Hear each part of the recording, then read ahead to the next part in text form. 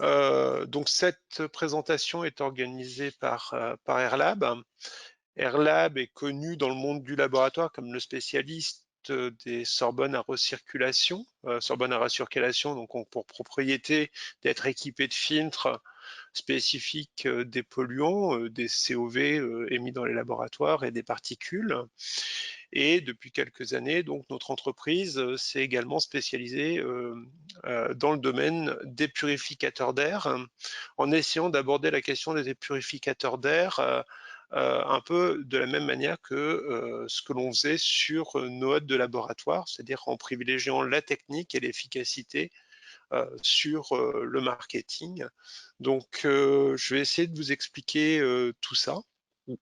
Airlab est donc une entreprise qui a 50 ans aujourd'hui, qui a été fondée en 1968. C'est une entreprise familiale fondée en France, qui a toujours son headquarter basé en France. Nous sommes actuellement 250 personnes dans le monde, sur 3 continents. Une usine donc en France, hein, où nous développons, enfin nous faisons de la recherche, nous développons, nous industrialisons, nous produisons en France, hein. Mais nous avons également en fait 2 usines, une usine en Chine pour le marché asiatique et une usine aux États-Unis, au nord de Boston, pour le marché nord-américain. Donc, qui est Airlab, comme je le disais tout à l'heure. Donc, c'est une entreprise en fait qui essaye d'avoir la maîtrise de toute la chaîne depuis la recherche jusqu'à jusqu'au la distribution en fait de ces produits. Alors distribution en direct sur certains marchés, mais aussi principalement distribution à travers des distributeurs, notamment sur le marché français. Donc voilà, le nombre continue à augmenter. Bon, donc je vais continuer donc mon introduction un petit peu longue. Je vais rester sur cette diapositive de présentation. La thématique aujourd'hui, je l'ai outrageusement appelé purificateur d'air contre le Covid-19. J'ai surfé sur la vague du Covid-19, mais vous verrez que je vais aborder les purificateurs d'air un peu plus largement que sur cette problématique. Mais le Covid-19 est une bonne manière d'illustrer, je dirais, la question des purificateurs d'air et de leur efficacité. Les purificateurs d'air, on en parle beaucoup.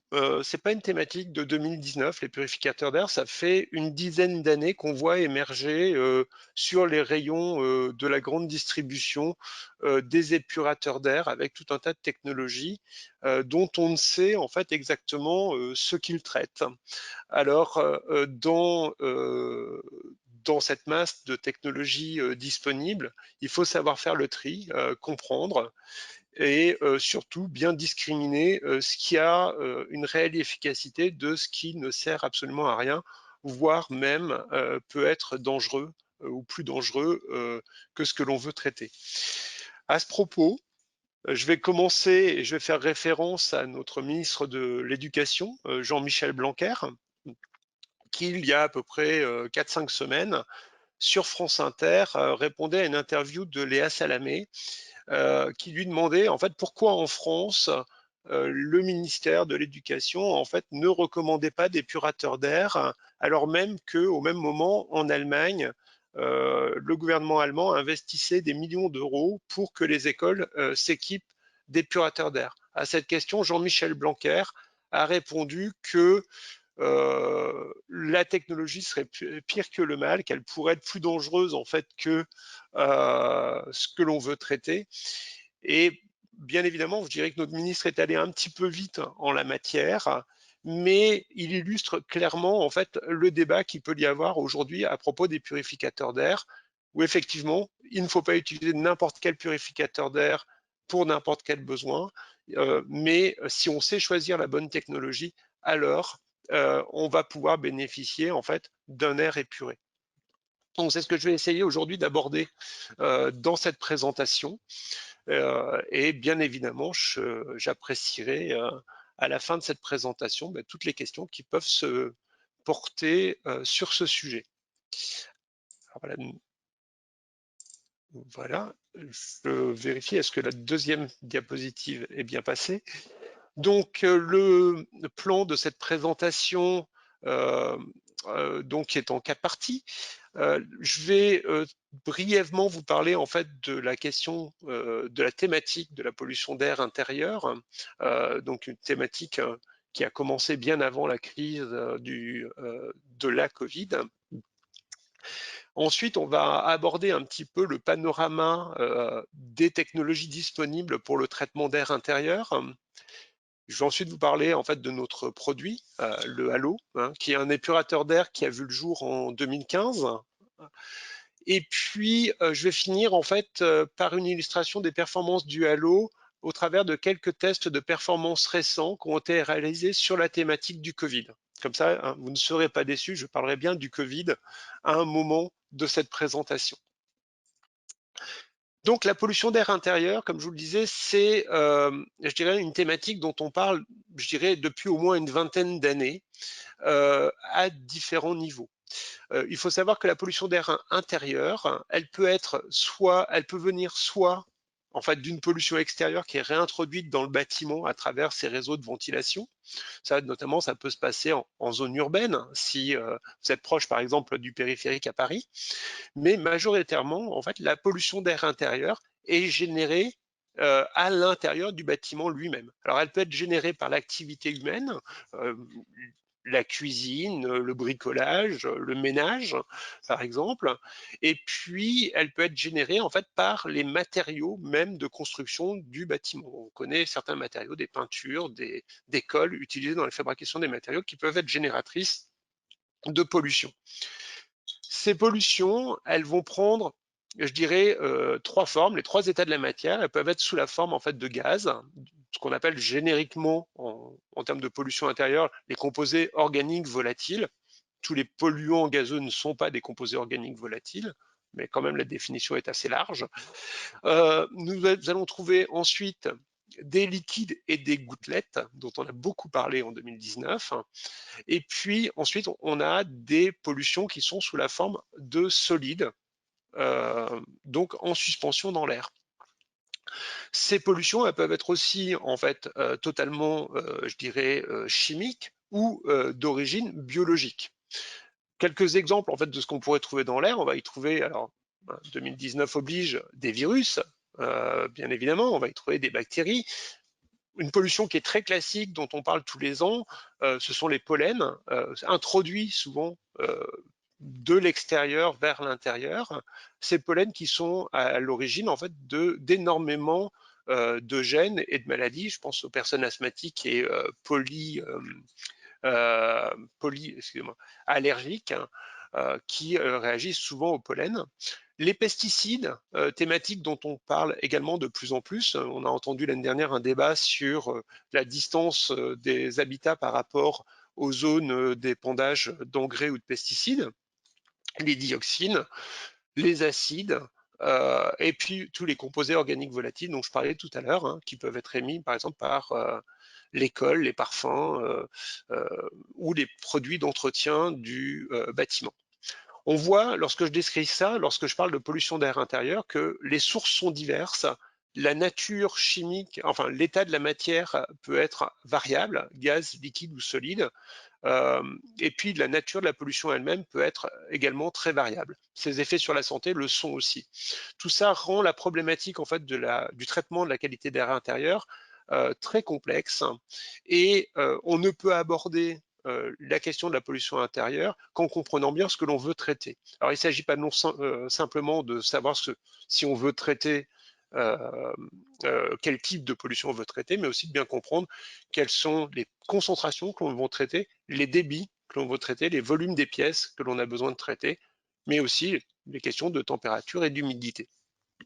Alors, je vais commencer très rapidement par vous parler du traitement des COV, qui est un petit peu à part dans la problématique actuelle, et ensuite on parlera du traitement particulier qui s'adresse un petit peu plus aux virus et aux bactéries, dont on parle beaucoup actuellement.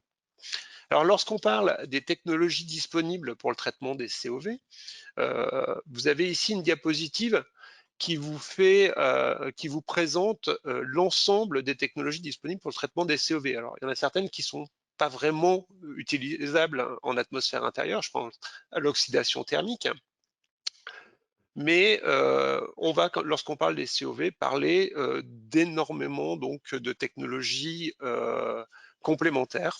Alors vous avez ici donc un diagramme qui a été préparé par Stéphanie Marsteau en fait de l'INRS, hein, je crois que c'est issu de sa thèse hein, qui a été publiée en 2005. On voit que donc la technologie que l'on va utiliser va dépendre à la fois de la concentration de composés organiques, exprimés en grammes par mètre cube ou ppm, peu importe, et puis surtout du débit à traiter. Alors il est très clair que vous avez des technologies qui sont réservées à des très faibles concentrations et des très faibles débits.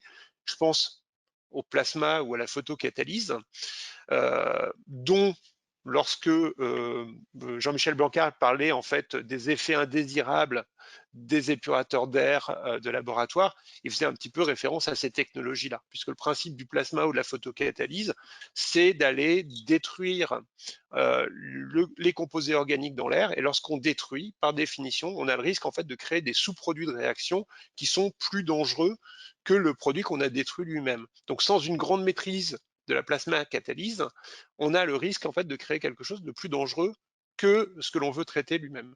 Il y a les procédés membranaires, eux qui sont relativement coûteux et très peu mis en œuvre, mais ce qu'on va trouver en épuration d'air intérieur, le procédé qu'on va retrouver le plus souvent, c'est l'adsorption et notamment l'adsorption sur charbon actif. Alors, je pourrais vous parler, je dirais, des heures de l'adsorption sur charbon actif. J'ai fait moi-même mon doctorat sur ces technologies de filtration. Le charbon actif a depuis longtemps montré son efficacité pour le traitement des composés organiques volatiles. Encore faut-il choisir le bon charbon actif, la bonne granulométrie, la bonne taille de pore, la bonne source de matériaux, et surtout savoir le mettre en œuvre, puisque un charbon actif ne sera efficace qu'à condition d'avoir mis en face le bon débit, la bonne quantité de charbon et le bon temps de contact avec le filtre contenant ce charbon actif. Donc tout ça, ça peut faire l'objet en fait d'une présentation complète sur le sujet. Donc il ne suffit pas de mettre en fait du charbon actif dans un épurateur d'air pour qu'il soit efficace. Encore faut-il avoir bien choisi son charbon actif et surtout bien dimensionner son épurateur pour avoir le bon temps de contact sur ce charbon actif.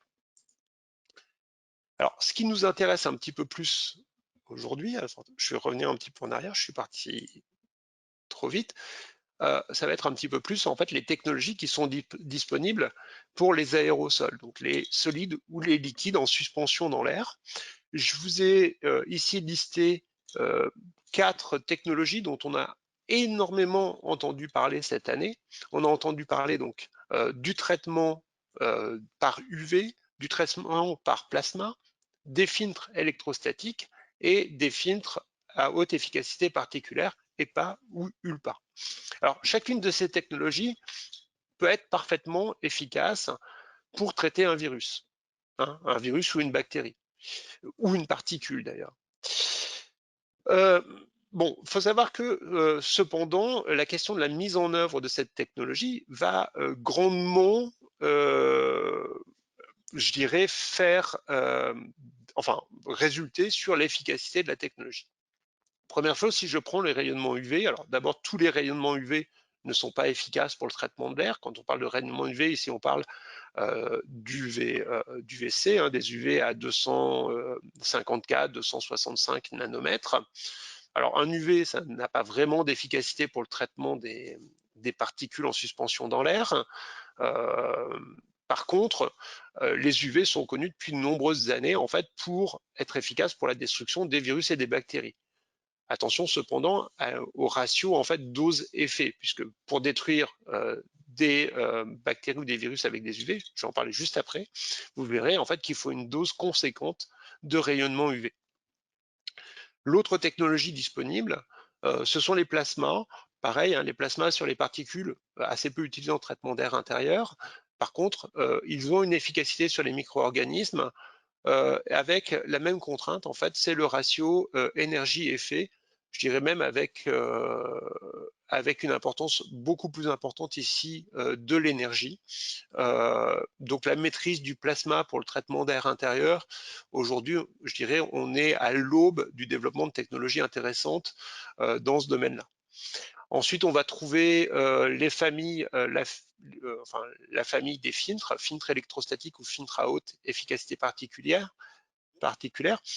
Ces deux technologies, en fait, ont indifféremment montré une certaine efficacité vis-à-vis des particules ou des micro-organismes, virus et bactéries. Je dirais d'une part les filtres électrostatiques, donc ça marche très bien, il n'y a pas de problème.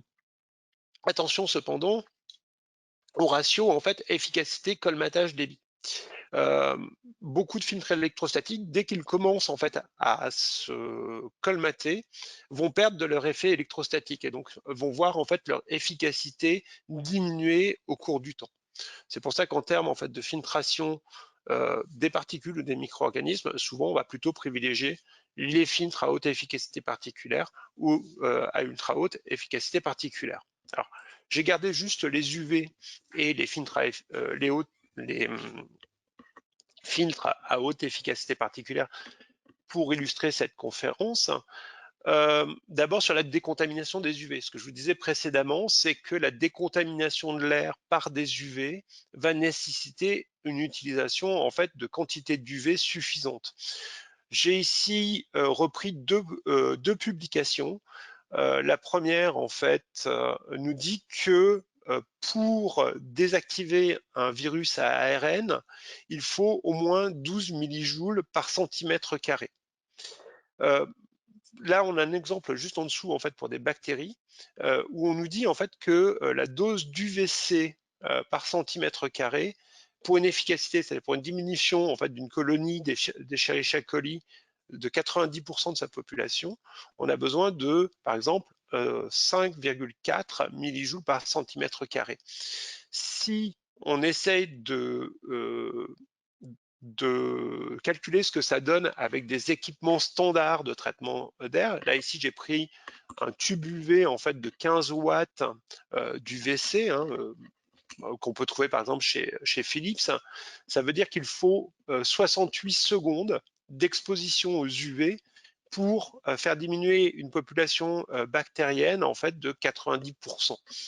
On trouverait à peu près la même chose si on parlait en fait de ma population de virus à ARN. On voit bien lorsqu'on parle de ça que lorsqu'on fait passer un flux d'air à travers un épurateur d'air où le temps de contact est à peine d'1 à 2 ou 3 secondes, on n'a jamais le temps de contact nécessaire pour avoir une décroissance en fait d'une population bactérienne dans l'épurateur d'air. Tout ça pour dire que les technologies d'UV sont tout à fait intéressantes en fait pour lutter contre le coronavirus, mais certainement pas pour traiter l'air. Les technologies UV sont intéressantes en fait pour faire la décontamination des surfaces de bureaux, surfaces de murs par exemple d'une pièce. Pour les épurateurs d'air, avoir un épurateur d'air efficace avec des UV nécessiterait une dépense énergétique bien supérieure à ce que permettent en fait des tubes d'encombrement d'une vingtaine de centimètres et de 15 watts. Alors, tout ça pour dire en fait que la technologie la plus efficace et la plus communément répandue pour le traitement des virus et des bactéries reste en fait la filtration EPA et ULPA. Alors, cette efficacité des filtres EPA ou ULPA pour piéger les virus et les bactéries repose en fait sur un savoir-faire d'une cinquantaine d'années, puisque ces filtres sont utilisés depuis une cinquantaine d'années pour la fabrication des postes de sécurité microbiologique. Là, je vous ai mis la photo en fait d'un appareil d'un partenaire américain qui s'appelle LabConco. C'est un poste de sécurité microbiologique dans lequel la protection de l'utilisateur et la protection du produit est 100% assurée par des filtres à haute efficacité particulière EPA H14. Ces filtres, on les retrouve également en fait dans les salles blanches, dans les blocs opératoires, pareil, pour lutter contre les contaminations nosocomiales, contre les contaminations des patients dans les blocs chirurgicaux, on va insuffler de l'air filtré sur des filtres EPA.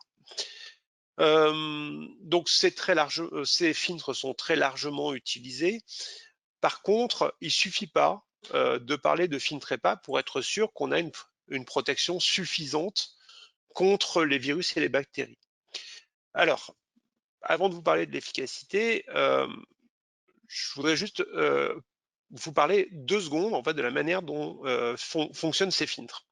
Ces filtres en fait sont constitués de réseaux de fibres qui ressemblent un petit peu à des réseaux de fibres de cellulose dans une feuille de papier, sauf qu'ici on va la plupart du temps travailler avec des fibres de verre qui sont entremêlées, pressées entre elles, avec une très très grande densité. Et ces fibres de verre en fait vont intercepter les particules, les virus ou les bactéries, par 4 effets principaux. On va parler de l'interception, de l'impact, du tamisage ou de la diffusion. Souvent, dans notre esprit, nos premiers raisonnements, c'est de dire que ça fonctionne par tamisage. En fait, cet effet est assez minoritaire. Le tamisage, ça veut se dire que toute particule qui est plus grosse que l'espace entre les fibres est arrêtée. Alors évidemment, ça existe, mais c'est pas l'effet principal des filtres EPA ou ULPA. Les effets principaux sont plutôt l'interception, l'impact et la diffusion qui permettent en fait d'intercepter des particules qui sont bien plus petites que les espaces entre les fibres. Ainsi, lorsqu'on regarde une courbe d'efficacité d'un filtre EPA ou ULPA, on va se rendre compte que ces filtres sont non seulement efficaces en fait pour tout ce qui est supérieur à 0,2, 0,3 micromètres, hein, mais également que lorsqu'on essaye de mesurer leur efficacité pour des particules beaucoup plus fines dans le domaine du nano, on voit l'efficacité du filtre réaugmenter. Et ça, c'est grandement dû en fait par ces effets d'impact, de collision avec les fibres. Cette efficacité, elle est mesurée selon un test qui est décrit dans la norme EN 1822-1, et ce test s'appelle le MPPS, c'est le Most Penetrating Particle Size. Donc tous les tests, tous les filtres EPA ou ULPA qui sont livrés sur le marché ont subi ce test qui garantit que chaque filtre va assurer une certaine efficacité pour des particules en fait qui vont de l'ordre du nanomètre jusqu'à quelques micromètres. Alors, et ça nous intéresse beaucoup quand on parle de virus et de bactéries, puisque c'est le domaine dans lequel on va retrouver les virus et les bactéries. Alors, je vous disais préalablement que il faut quand même faire attention lorsqu'on fait appel à des filtres EPA ou ULPA, puisque bien que les filtres soient tous qualifiés selon une norme européenne qui est l'EN 1822, dont la dernière version est de 2019, cette norme va décrire plusieurs types de filtres, donc EPA, EPA, EPA, HEPA ou ULPA, ULPA. Donc, sachant qu'on va de la plus faible efficacité à la plus forte efficacité. Un filtre EPA E10, par exemple, a une efficacité de 85%. Donc, si vous vous contentez d'utiliser un filtre EPA E10, vous avez potentiellement 15% des particules que vous filtrez qui peuvent passer au travers du filtre. Les filtres EPA HEPA, eux, sont classés entre H12 et H14. On voit que par exemple, si on prend un H14, là, l'efficacité est bien plus importante puisqu'on a 99,995% des particules qui sont arrêtées par ces filtres. Et un maximum de pénétration au travers de ces filtres qui est de 0,005%. Et lorsqu'on va sur les plus hautes efficacités, on va jusqu'à des U17 avec 99,999 995%, donc des très très grandes efficacités. Donc lorsqu'on fait appel à du filtre EPA, il ne faut pas se contenter de demander un filtre EPA, mais il faut bien savoir demander en fait le grade, le type de filtre EPA que l'on va demander. Est-ce qu'on demande un H13, un H14 ou un U16 par exemple? Alors, cette efficacité, donc, elle dépend du type de filtre. Selon que l'on prend E10 ou un H14 par exemple, hein, elle va dépendre aussi de la vitesse d'impact de la particule. Et donc, il faut faire très attention lorsqu'on utilise un filtre EPA, de l'utiliser en fait dans la gamme de débit pour laquelle il a été prévu. Lorsqu'on est allé au lycée, je crois que c'était à l'époque de la seconde ou de la première, on apprenait les lois de la cinétique et notamment l'énergie cinétique qui nous disait en fait que l'énergie cinétique était proportionnelle au carré de la vitesse de déplacement. Et bien, lorsqu'on augmente la vitesse de déplacement de l'air, la particule est chargée de beaucoup plus d'énergie cinétique et donc elle a plus de chances de passer au travers. Donc, il faut rester en deçà d'un certain débit pour être sûr que le filtre assure bien son efficacité. Ensuite, bien évidemment, il faut choisir le type de filtre. Il faut bien comprendre aussi que, quel que soit le type de filtre que l'on choisit, il n'y a que l'efficacité qui change, ou que la pénétration selon la manière dont on aborde la question. Par contre, tous les filtres EPA ou ULPA vont piéger la même taille particulière. Ces filtres doivent être également manipulés avec beaucoup d'attention, puisque le moindre impact sur la fibre va détériorer son efficacité. Et l'efficacité donc ne change pas au cours de la vie du filtre. Seule la perte de charge évolue. Donc lorsqu'on change un filtre EPA, on ne va pas le changer parce qu'il filtre moins, on va le changer parce que en fait l'air passe de moins en moins bien à travers l'épurateur d'air. Alors, on pourra revenir sur ces points technologiques si vous avez des questions tout à l'heure. Quelques mots à propos de notre épurateur d'air. Allo donc, est un épurateur d'air qui a été mis sur le marché en 2013. Je vous ai dit 2015 tout à l'heure, non, c'est 2013 sur sa première version. Donc c'est un épurateur d'air qui a comme particularité d'être installé au plafond en fait des pièces. Je vais en parler juste après. C'est très important lorsqu'on parle en fait d'épuration d'air de bien comprendre qu'un épurateur d'air n'est efficace que s'il est bien localisé dans la pièce. Cet épurateur d'air existe en deux versions. Une version ALOP, donc équipée de filtres EPA H14 ou U16 selon la demande du client, donc qui lui est destiné au piégeage en fait des particules, par exemple des pollens, mais ou des micro-organismes comme les virus, les bactéries que l'on peut trouver dans l'air. Et puis on a une version qui s'appelle ALOC pour les COV, les composés organiques volatiles. Donc pour gérer la pollution ambiante, par exemple, qu'on va retrouver dans une cuisine ou dans un bureau, on va faire appel à la version COV. Et puis on a des versions un peu plus spécifiques, en fait, pour les acides ou le formaldéhyde. Mais là, je vais parler plutôt d'applications spécifiques pour les laboratoires. Ces technologies, elles ont été donc optimisées pour assurer dans chaque cas le temps de contact entre le volume d'air que l'on a à traiter, les quantités de polluants qu'on a à traiter et le dimensionnement du filtre. On trouve sur le marché des épurateurs d'air en fait qui font la taille de mon poing, qui vous prétendent en fait utiliser des filtres EPA. Clairement, on ne peut pas attendre d'un épurateur d'air de cette taille-là qui filtre 200 ou 300 mètres cubes d'air par heure. Les épurateurs d'air donc de plafond, je vous le montrerai tout à l'heure, ont montré que bien utilisés, ils pouvaient remplacer l'équivalent en fait de 2 renouvellements d'air par heure. Ça, c'est une étude américaine qui l'a montré récemment. Ce sont des épurateurs donc à faible consommation énergétique. On parle à peu près de 50 watts par épurateur, avec plusieurs modes de fonctionnement, hein, 24 heures sur 24, night day. Ce sont des appareils communicants, donc qui peuvent renvoyer des alarmes lorsqu'ils sont équipés de capteurs de pollution intérieure, par exemple. Ils vont renvoyer des alarmes sur des téléphones portables. Et ce sont des appareils plug and play, c'est-à-dire qu'il n'y a pas besoin de configuration, il n'y a pas d'écran, il n'y a pas besoin de les allumer, de les éteindre. Ils s'occupent de tout par eux-mêmes. Et donc, comme le dit la fin de cette diapositive, donc ils ont été surtout évalués par des laboratoires indépendants. J'en reparle juste après. Hop, je vais trop vite. Donc, comme je vous le disais, une des caractéristiques importantes de Halo, c'est que c'est un épurateur d'air qui a été conçu pour être installé au plafond. Ce que l'on constate, c'est que 99% des épurateurs d'air du marché sont conçus en fait pour être positionnés au sol ou sur des bureaux, par exemple.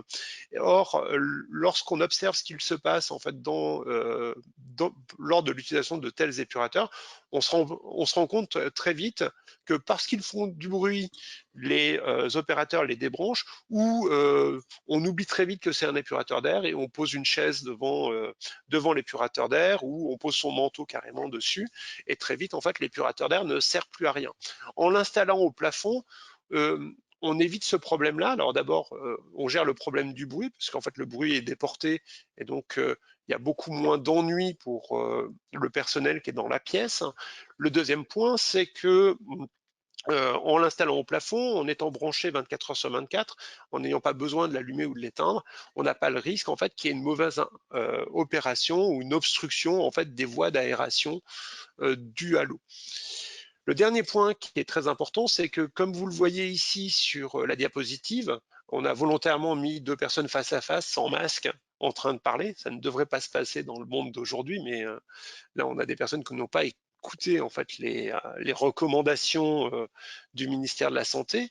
Mais donc dans ce cas-là, on voit que l'air est aspiré en fait au-dessus des têtes des deux personnes qui parlent et est rejeté en fait parallèlement au plafond de manière à créer une circulation naturelle de l'air et d'un air qui repasse en fait plusieurs fois et qui va être épuré en permanence. Et ça, alors on va le voir tout à l'heure dans le dernier test qui a été réalisé sur cet épurateur d'air. On verra que ça a une très très grande importance dans le confinement et le traitement du virus, par exemple dans des chambres de malades. Alors, on a réalisé 3 tests tierce partie donc sur ces épurateurs d'air. Je vais parler en fait du premier test qui est surtout un test essayant de comparer l'efficacité du halo par rapport à de l'aération d'un bâtiment. Alors attention, hein, on va être très prudent. Le but c'est pas de remplacer l'aération des bâtiments, mais on se rend compte en fait que dans de nombreux cas, l'aération des bâtiments est insuffisante pour éliminer totalement la pollution qu'il y a dans le bâtiment. Et ça, notamment, ça a été particulièrement montré dans le cas du Covid. Et donc, le laboratoire StreetFlow, qui est un laboratoire de Caroline du Nord, spécialisé dans la ventilation, dont le président est un membre de l'ASHRAE, qui est un des chairman en fait de l'ASHRAE, qui est une puissante organisation américaine de ventilation et de normalisation en fait sur la ventilation. Donc ce laboratoire a voulu tester et a testé des halos en fait dans des situations dans lesquelles deux personnes parlaient dans une pièce et on regardait en fait l'efficacité donc de 2 renouvellements d'air par heure et pur et de 2 renouvellements d'air par heure plus un halo HP et on regardait, on comparait en fait l'efficacité de chacune des configurations.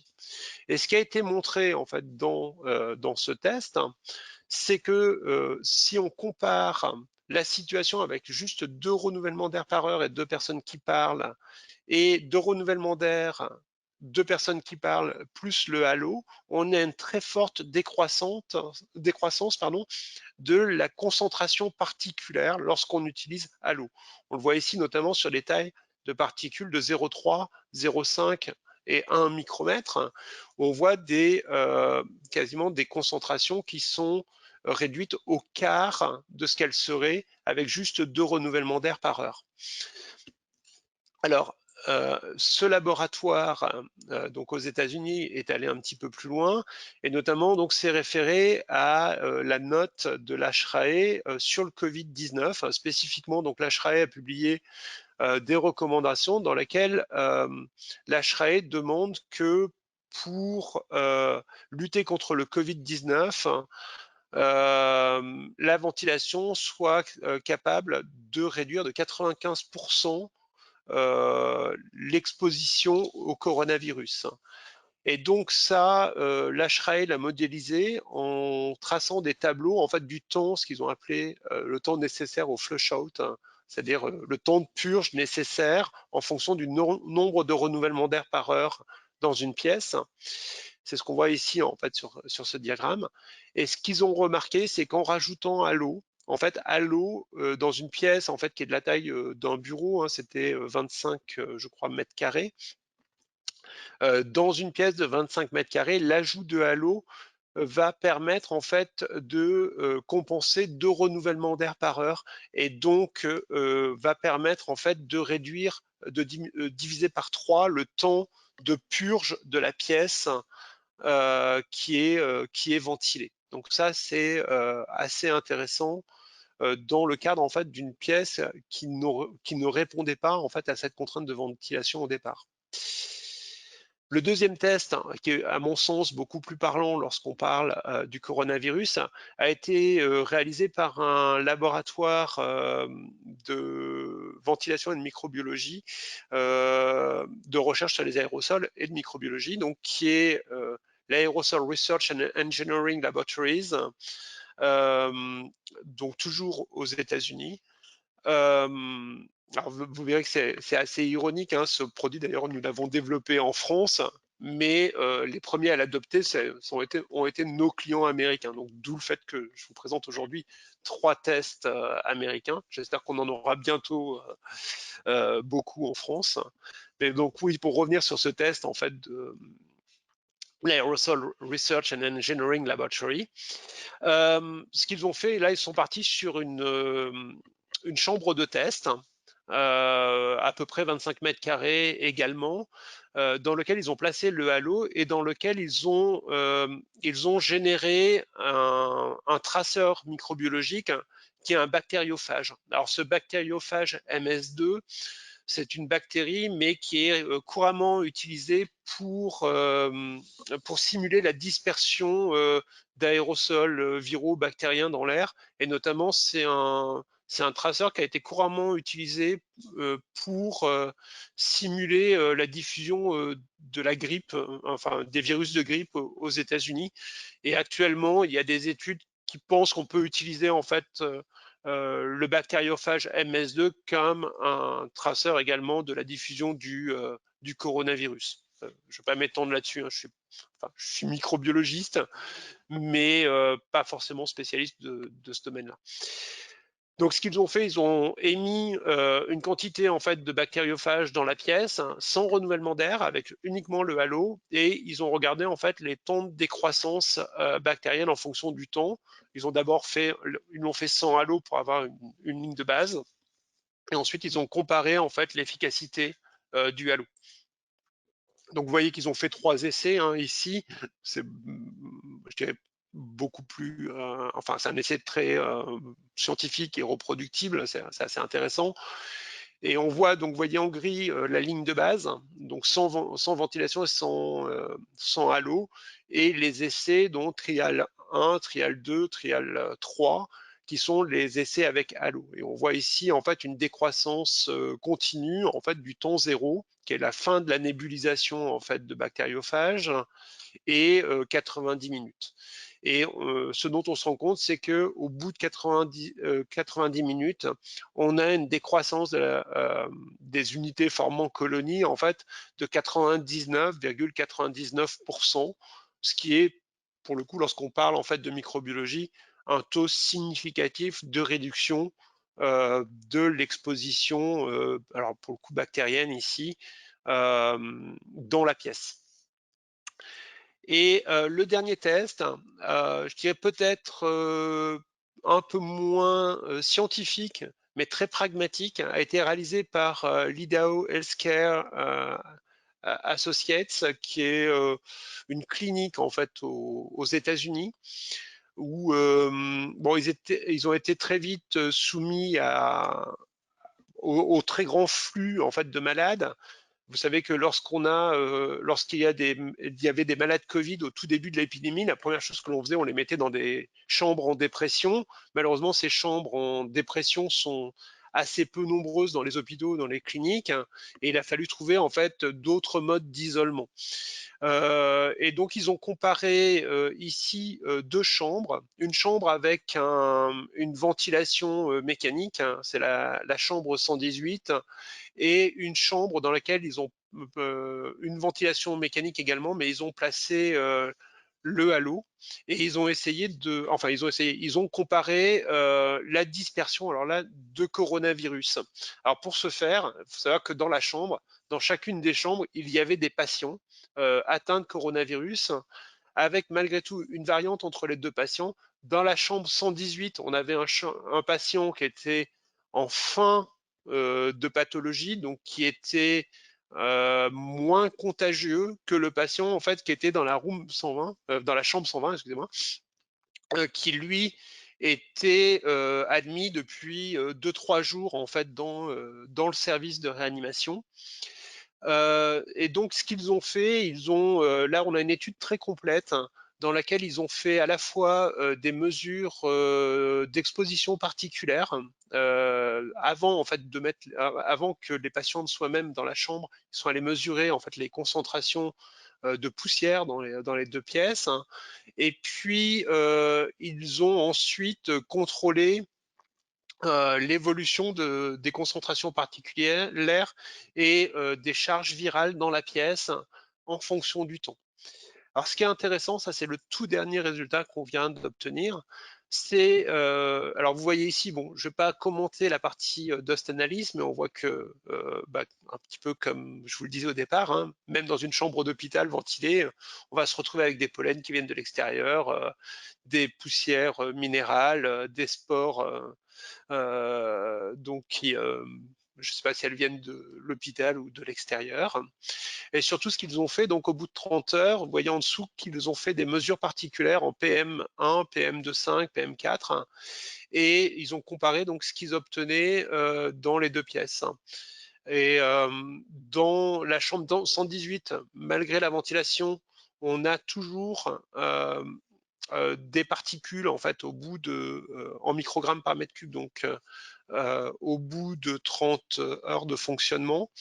Et ce qui est assez intéressant avec le halo placé au centre de la pièce, ce nombre de particules, à part les particules en fait les plus grosses, ce qui n'est pas totalement étonnant, sont quasiment réduites à zéro, en tout cas sont en dessous des seuils de détection des analyseurs.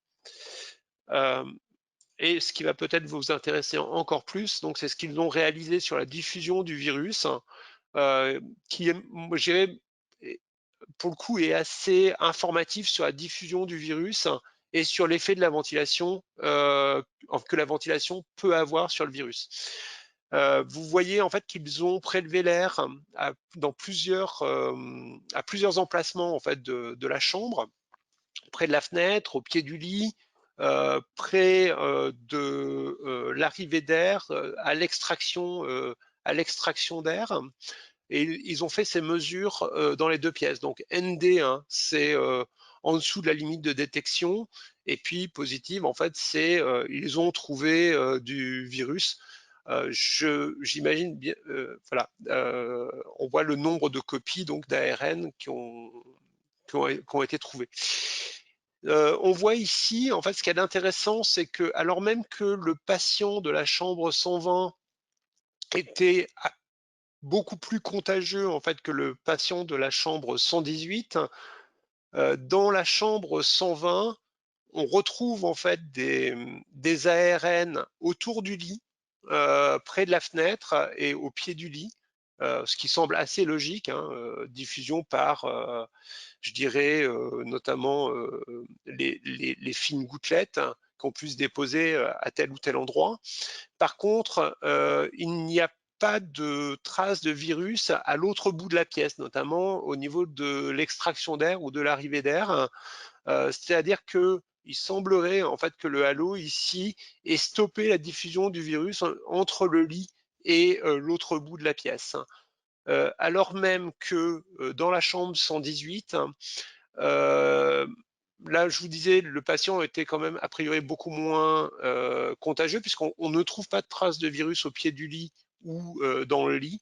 Par contre, on retrouve à l'autre bout de la pièce, sur les bouches d'aération, on retrouve traces de virus. Donc là, quand je vous dis c'est assez intéressant, on voit bien en fait que dans une pièce, en fait, le virus peut, par les aérosols, voyager d'un bout à l'autre de la pièce, et d'où l'intérêt en fait de traiter les aérosols.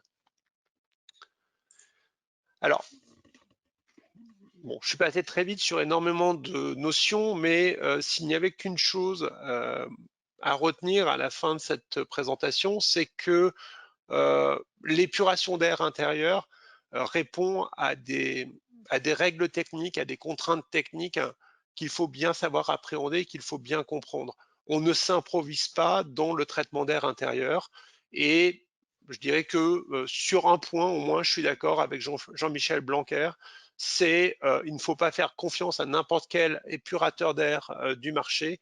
Un bon nombre d'entre eux, je dirais, peuvent être plus dangereux que utile. Au pire, je dirais, vous allez engloutir votre argent pour pas grand-chose. Ce que je prétends, et c'est là où je diffère de Jean-Michel Blanquer, c'est qu'une technologie bien utilisée, bien dimensionnée, a toute son utilité dans la lutte en fait contre le virus actuel, mais de manière générale dans la lutte contre les pollutions d'air intérieur.